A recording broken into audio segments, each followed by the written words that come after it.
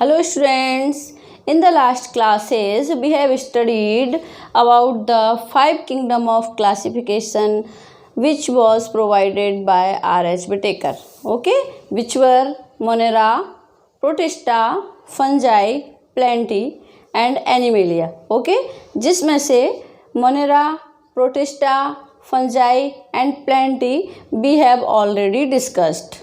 Now today we will take last kingdom of classification, that is Animalia or animal kingdom.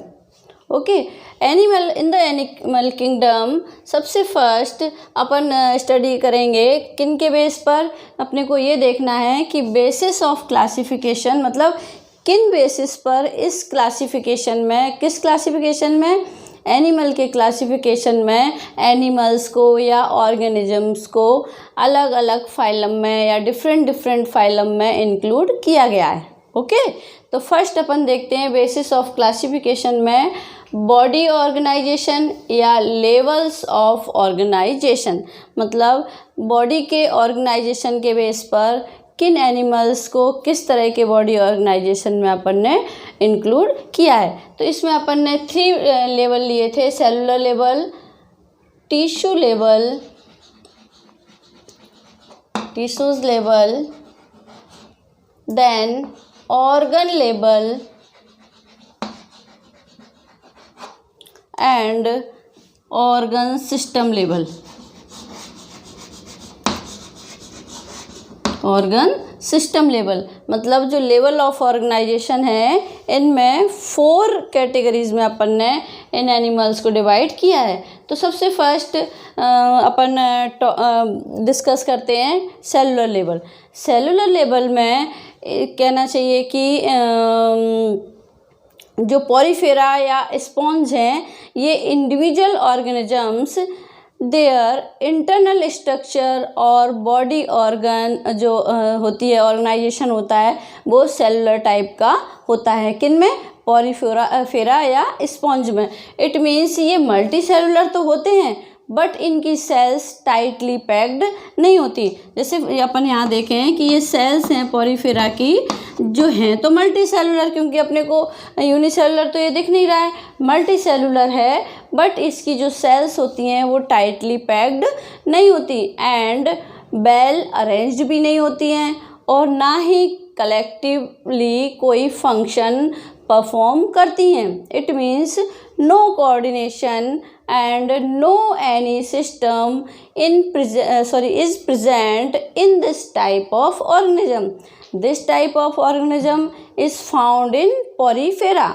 अपन ने अपनी पढ़ावी cellular level पर only अपन ने किसकी बात की? पॉलीफेरा की. क्यों?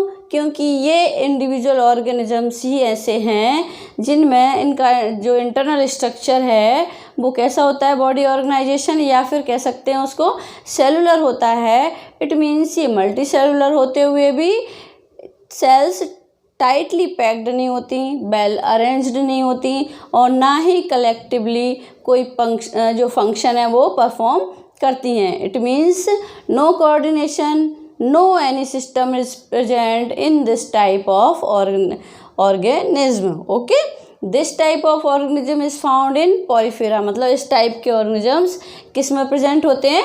पॉलीफेरा में. ओके, नेक्स्ट आता है अपने पास टिश्यू लेवल.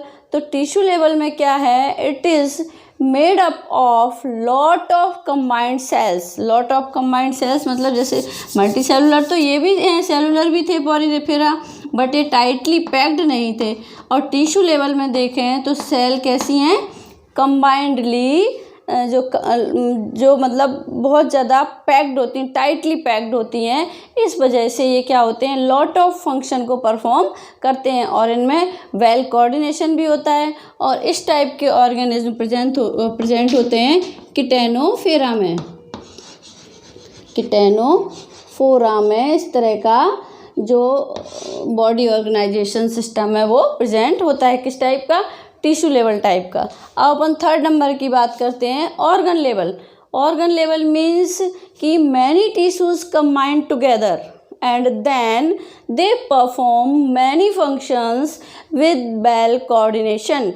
इट मीन्स जो ऑर्गन्स होते हैं वो किससे बने हुए होते हैं, बहुत सारे टिश्यूज से आपस में जुड़कर बने होते हैं, एक ही टाइप के टिश्यूज से। And they perform many functions with well coordination, और मैनी टाइप के फंक्शंस को जो परफॉर्म करते हैं। और इस टाइप का जो ऑर्गन लेवल होता है वो किन में प्रेजेंट होता है, किन में प्रेजेंट होता है, प्लेटीहेल्मिन्थेस में, है ना। प्लेटीहेल्मिन्थेस टाइप के जो ऑर्गन्स होते हैं उनमें ये प्रेजेंट होता है। अब आता है नेक्स्ट अपना organ system level. Organ system level, now these organs perform function together with each other and then make a system, it is called organ system. Organ system में क्या कह रहे हैं अपन कि जो बॉडी, मतलब जो कहना चाहिए जो ऑल ऑर्गन्स होते हैं, जैसे फॉर एग्जांपल मैं बात करती हूँ डाइजेस्टिव सिस्टम की। डाइजेस्टिव सिस्टम आपने पढ़ा है 10th में। इसके डाइजेस्टिव ऑर्गन्स कौन कौन से होते हैं, डिफरेंट टाइप के, buccal cavity, mouth, alimentary canal को अपन पढ़ते हैं जिसमें, और इसोफेगस, फेरिंक्स, ये डिफरेंट टाइप के जो ऑर्गेनिजम्स हैं वो कौन से ऑर्गेनिजम्स हैं, digestive organism, sorry organs, okay ना। तो जो डाइजेस्टिव ऑर्गन्स हैं ये आपस में जुड़कर क्या बना रहे हैं, डाइजेस्टिव सिस्टम बना रहे हैं। और ये डाइजेस्टिव सिस्टम, ये ऑर्गन्स इस पूरे फंक्शन को एक साथ परफॉर्म कर रहे हैं और परफॉर्म करने में हेल्प कर रहे हैं, ओके। ये होता है ऑर्गन सिस्टम लेवल, ओके। अब अपन करते हैं नाउ इसमें ऑल बॉडी के सिस्टम की स्टडी की बात करते हैं, बट यहाँ पर अपन सिर्फ इनकी आउटलाइन ही थोड़ी थोड़ी लेंगे, क्योंकि इनके अपने पास जो 11th की बायोलॉजी है आपकी, इसमें सारे चैप्टर्स का एक एक सारे जो चैप्टर टॉपिक्स का एक एक चैप्टर दिया हुआ है, चाहे वो डाइजेस्टिव सिस्टम हो, रेस्पिरेटरी सिस्टम हो, सर्कुलेटरी सिस्टम, कुछ भी है, इनकी वहाँ पर ब्रीफली स्टडी अपन करेंगे। यहाँ अपन थोड़ी थोड़ी आउटलाइन लेंगे कि किन पॉइंट के बेस पर इन ऑर्गेनिजम्स को एक दूसरे से डिफरेंट कैटेगरी में अपन ने इंक्लूड किया है, ओके। अब आते हैं अपन डाइजेस्टिव सिस्टम। डाइजेस्टिव सिस्टम भी डिफरेंट टाइप ऑफ ऑर्गेनिजम्स में डिफरेंट प्रेजेंट होता है, जैसे कंप्लीट एंड इनकम्प्लीट, 2 टाइप्स का डाइजेस्टिव सिस्टम ऑर्गेनिज्म में प्रेजेंट होता है। तो जो complete digestive system has 2 opening, mouth and anus. एक डायग्राम से मैं आपको यहाँ बताती हूँ, जैसे एक ऑर्गेनिज्म है अपने पास, इसमें ओके, इट हैज़ 2 ओपनिंग। एक तो हो गया ये अपना माउथ, जहाँ से ये भोजन को या फूड को इनटेक कर रहा है, और ये हो गया अपना एनस, यहाँ से ये वेस्ट प्रोडक्ट को बॉडी के आउटसाइड में छोड़ देता है, ठीक है ना। तो ये इसमें 2 ओपनिंग्स प्रेजेंट हैं, इसीलिए इसको अपन बोलेंगे कंप्लीट टाइप का डाइजेस्टिव सिस्टम। अब एक इस टाइप के जो डाइजेस्टिव सिस्टम है वो फाइलम एनिलिडा एंड ऑर्थोपोडा के ऑर्गेनिजम्स में प्रेजेंट होता है। अब incomplete digestive system has 1 opening इस होती है। इट मीन्स जो ये वाला पार्ट मैंने यहाँ पर बनाया है ये इनमें प्रेजेंट नहीं होगा। ये समझ लीजिए इनकी टेल है और यहाँ पर इनकी ये ओपनिंग है जिसमें से माउथ से फूड इनटेक भी कर रहा है यहाँ से, और जो वेस्ट प्रोडक्ट है उसको बाहर भी कर रहा है। किस पॉइंट से? सेम पॉइंट से, है ना। मतलब इनमें एक ही ओपनिंग प्रेजेंट होती है, एक ही होल प्रेजेंट होता है इनमें। और ऐसे ऑर्गेनिजम्स कौन से हैं? जो प्लेटीहेल्मिन्थेस होते हैं, इस टाइप के ऑर्गेनिज्म में ये वाला जो इनकम्प्लीट डाइजेस्टिव सिस्टम है वो इनमें प्रेजेंट होता है। ओके, ये तो अपन ने की डाइजेस्टिव सिस्टम की बात। अब आते हैं अपन कि जो और भी सिस्टम है बॉडी के। Now we talk about circulatory system. Circulatory system it is of 2 types, open and closed. Open type के सर्कुलेटरी सिस्टम में क्या होता है? Blood vessels well developed present नहीं होती। Here sinus and venosis present होते हैं। एंड क्लोज टाइप में blood vessels well developed present होती हैं। जैसे कि अपन अपना एग्जांपल लें, अपने अंदर well developed circulatory system present है। क्यों? क्योंकि अपना हार्ट 4 चैम्बर्ड होता है, ब्लड वेसल्स प्रेजेंट होती हैं, ब्लड कैपिलरीज प्रेजेंट होती हैं, और उन्हीं के अंदर ब्लड प्योर और इम्प्योर टाइप का कोऑर्डिनेशन में सर्कुलेट होता रहता है। बट जो ओपन टाइप का सर्कुलेटरी सिस्टम होता है, फॉर एग्जांपल इसमें कॉकरोच लें अपन, कॉकरोच में ओपन टाइप का सर्कुलेटरी सिस्टम होता है। यहाँ मैं एक रफ डायग्राम ड्रॉ करती हूँ कॉकरोच का। इसमें जो ब्लड सर्कुलेशन होता है वो हार्ट से सीधे निकलकर टिश्यूज़ एंड सेल्स के कांटेक्ट में आ जाता है। क्यों? क्योंकि इनमें well developed blood vessels present नहीं होती, so blood directly tissues and cell के कांटेक्ट में आता है। अब in the case of open circulatory system there is no well developed blood vessels, instead blood from the heart directly weight tissues and cell, मतलब directly tissues and cell को ही touch करता है। Okay, and close type में blood vessels के अंदर circulate होता है। अपने को पता है ब्लड सर्कुलेट होता है अपने अंदर, तो किसके अंदर होता है? क्लोज टाइप का सर्कुलेशन प्रेजेंट है अपने अंदर, तो ब्लड वेसल्स के अंदर ही ब्लड सर्कुलेट होता है। क्लोज्ड में भी 2-3 टाइप होते हैं इसके, क्योंकि वो भी किसके बेस पर? हार्ट की स्ट्रक्चर के बेस पर। जैसे क्लोज्ड टाइप का सर्कुलेटरी सिस्टम की बात करें अपन तो सिंगल टाइप का भी होता है, डबल टाइप का भी होता है। और सिंगल टाइप का जो क्लोज्ड सर्कुलेटरी सिस्टम है वो फिशेज़ में प्रेजेंट होता है, बिकॉज फिशेज़ में 2 चैम्बर्ड हार्ट प्रेजेंट होता है। क्यों 2 चैम्बर्ड होता है? इसीलिए इनमें कैसा सिंगल टाइप का क्लोज्ड सर्कुलेटरी सिस्टम प्रेजेंट होता है। अब अपन बात करते हैं डबल की, तो ये हो गया अपना सिंगल इन फिशेज।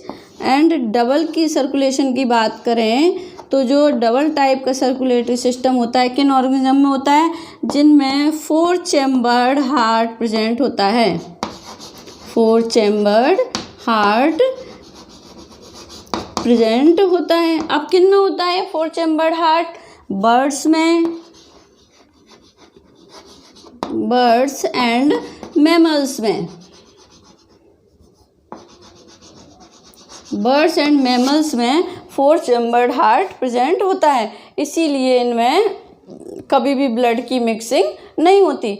अब एक टाइप का और इसमें क्लोज्ड टाइप में प्रेजेंट होता है जिसमें 3 चैम्बर्ड हार्ट होता है। ऐसे ऑर्गेनिज्म होते हैं reptiles and amphibians.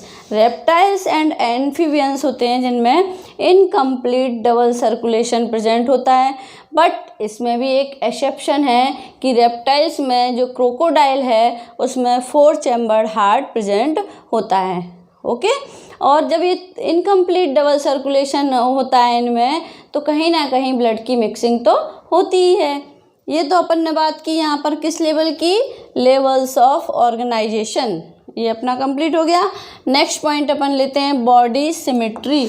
Body symmetry के बेस पर अपन यदि ऑर्गेनिज्म को डिवाइड करते हैं तो बॉडी सिमेट्री में सबसे पहले मैं थोड़ा सा आपको समझा दूं कि डिफरेंट ऑर्गेनिज्म में डिफरेंट टाइप की सिमेट्री प्रेजेंट होती है।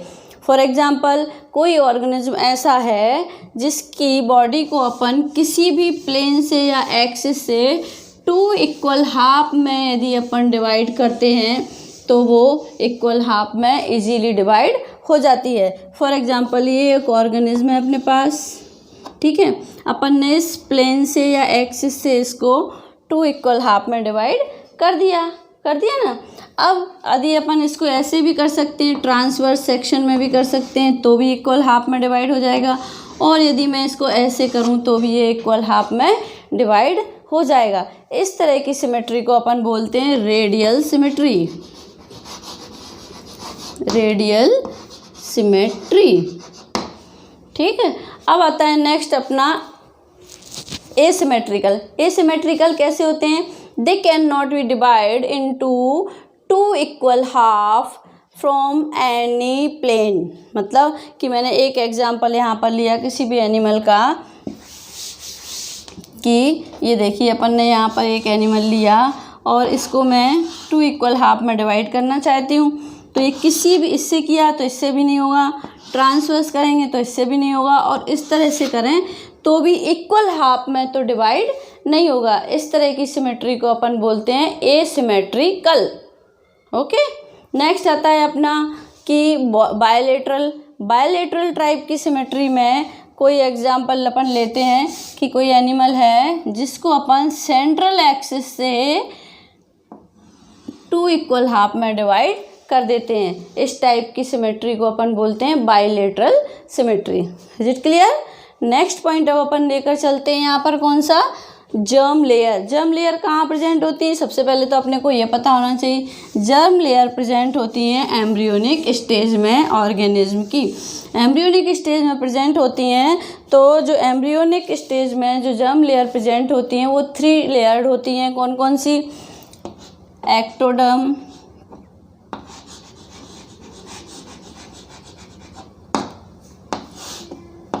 एंडोडर्म, सॉरी बीच में अपन लेते हैं मीजोडर्म क्योंकि ये मिडिल लेयर होती है।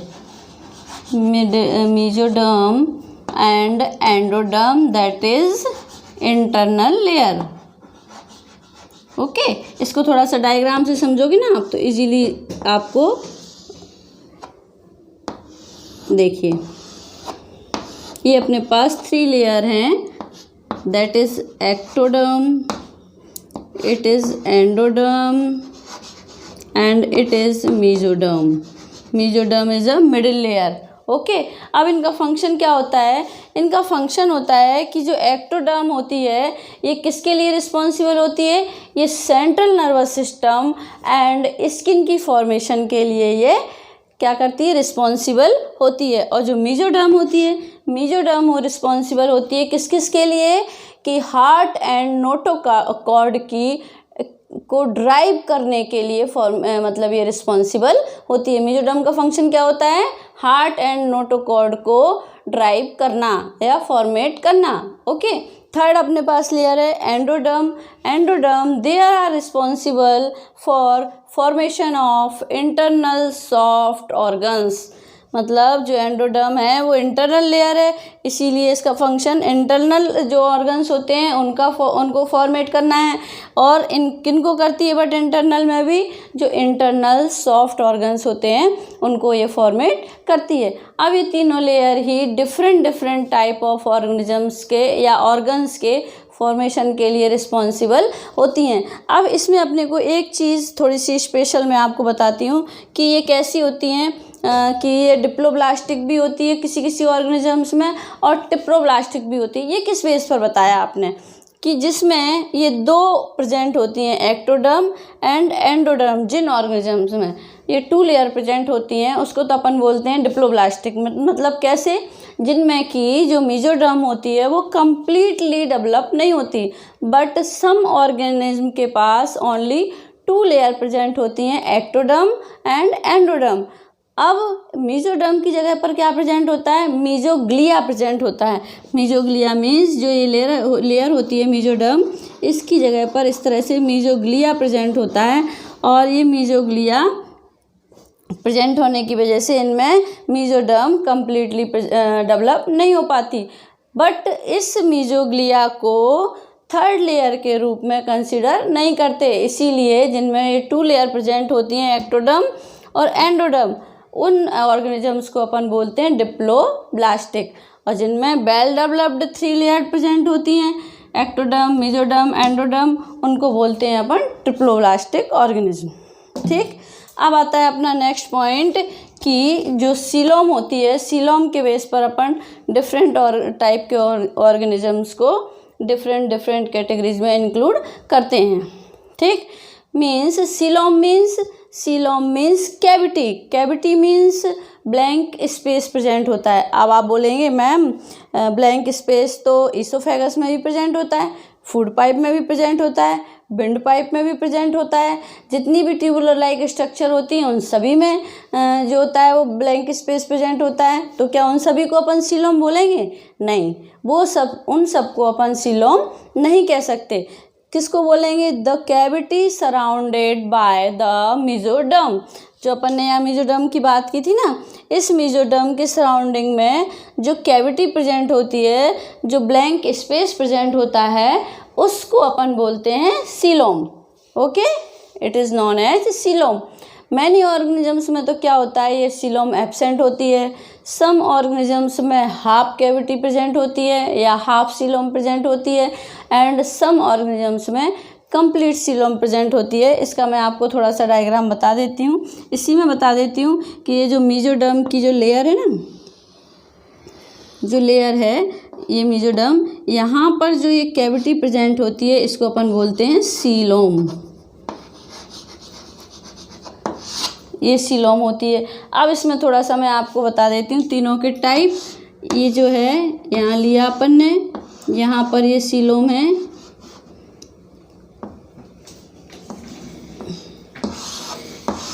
इस टाइप की कंडीशन को अपन बोलते हैं सीलोमेट।